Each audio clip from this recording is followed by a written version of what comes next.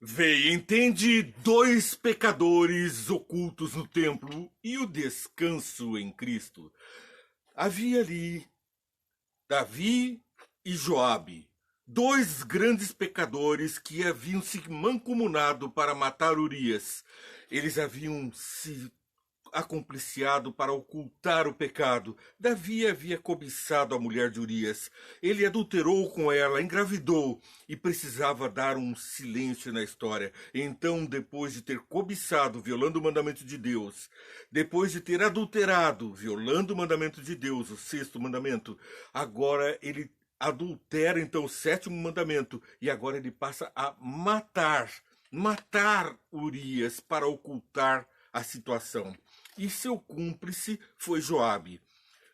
Repreendido por Natã, o profeta, Davi imediatamente confessa: pequei, e passa a ter uma série de atitudes de arrependimento para poder voltar a ter o descanso em Cristo no templo. O descanso em Cristo no templo era o seu maior desejo, refazer-se. Mas Joabe seguiu por outro caminho.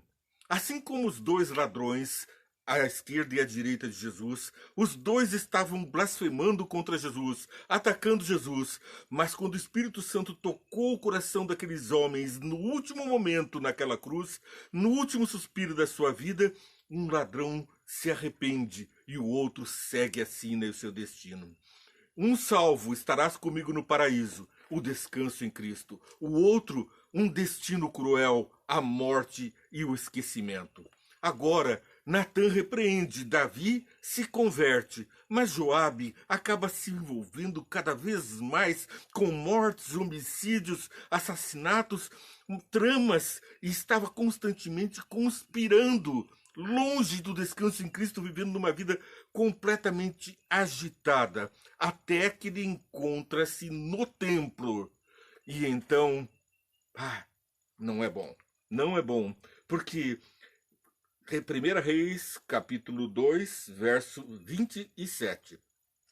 Então Salomão expulsou Abiatar do sacerdócio do Senhor, e cumprindo a palavra do que o Senhor tinha dito em Siló a respeito da família de Eli. A família de Eli, nós lembramos, Eli não repreendeu os filhos, e eles então viraram verdadeiras máquinas de fazer o mal dentro do templo. Eram homens perversos, faziam todo tipo de coisas horríveis, desde roubar as pessoas até violentar as mulheres dentro do templo. Por isso, Deus retirou o sacerdócio da família de Eli. E termina exatamente, olha o link entre as histórias. Séculos se passaram e agora aqui então o sacerdócio de Eli é exterminado. Verso 28. Quando a notícia chegou a Joabe,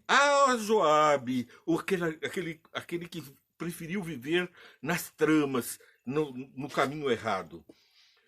Quando chegou a Joabe, que havia conspirado com Adonias, conspirado com o filho de Davi, ali a história de Adonias nós já sabemos, foi uma história triste, cruel, vimos ontem. Ainda que não com Absalão, ele fugiu para a tenda do Senhor e agarrou-se às pontas do altar. Foi dito a Salomão que Joabe havia se refugiado na tenda do Senhor e estava do lado do altar. Ele estava dentro da igreja, foi dentro da igreja se esconder para não morrer, tramando até o final da vida. Foi dito ao rei Salomão que Joabe havia se refugiado. Então Salomão ordenou a Benaia, filho de Loiada, vá matá-lo. Então Renaia entrou na tenda do Senhor e disse a Joabe: o rei lhe ordena que saia. Não, respondeu ele, vou morrer aqui. Vou morrer aqui, dentro do templo do Senhor. Por quê? Havia arrependimento em seu coração? Não. Havia ali agarrar-se às colunas do templo para ali tentar escapulir das consequências do seu pecado. Não, respondeu, vou morrer aqui. Benaia relatou ao rei a resposta de Joabe. Então o rei ordenou a Benaia: faça o que ele diz, mate-o, sepulte-o, e assim você retirará de mim e da minha família a culpa do sangue inocente que Joabe derramou. Joabe derramando sangue inocente, mas Davi acaba se arrependendo pela repreensão que Deus mandou através de Natã. Então ele passa a escrever o Salmo 51. Que lindas palavras de uma pessoa que havia caído em pecado. Isso serve para mim, para você, para encontrarmos o descanso em Cristo. Precisamos passar por essas palavras. Salmos capítulo 51 é dito aqui na nossa lição para lermos do verso 7 até o verso 12. Aliás, o tema da lição, algo novo. Novo sim, Salmo 51 que ele passa a escrever. Leio para vocês do verso 7 até o verso 12. Purifica-me com hisopo. Aqui é Davi falando. Purifica-me com hisopo e ficarei puro. O que é o hisopo? Davi estava triste, deprimido, consciente do seu pecado. Agora ele queria adentrar ao templo. Para adentrar ao templo, um rei deveria deixar de estar nas cinzas, purificar-se com um óleo e ter alegria para poder louvar o Senhor. Mas a sua tristeza era muito, ele precisava do isopo. O isopo, eu disse ontem, era uma planta parecida com alecrim e também com a alfazema, com a lavanda.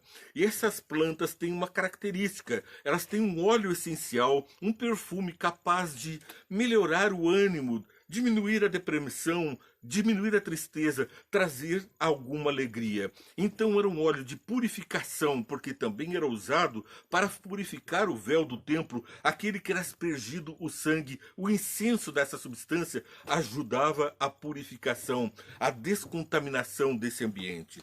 Então Davi, purifica-me com hisopo e ficarei puro. Lava-me e mais branco do que a neve serei. Faze-me ouvir o novo júbilo da alegria, e os ossos que esmagastes exultarão. Aos ossos, lembra-te do que está lá em Provérbios, capítulo 17, 22, que a tristeza faz secar os ossos.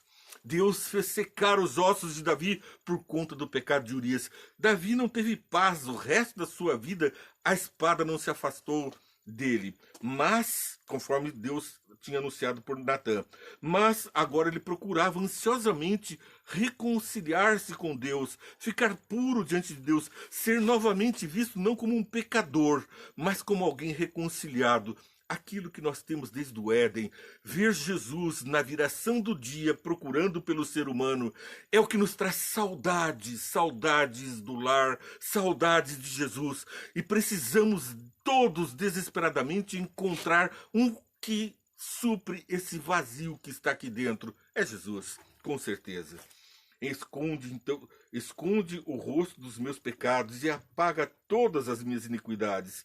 Cria em mim um coração puro, ó Deus, e renova dentro de mim um espírito estável. O que ele estava pedindo?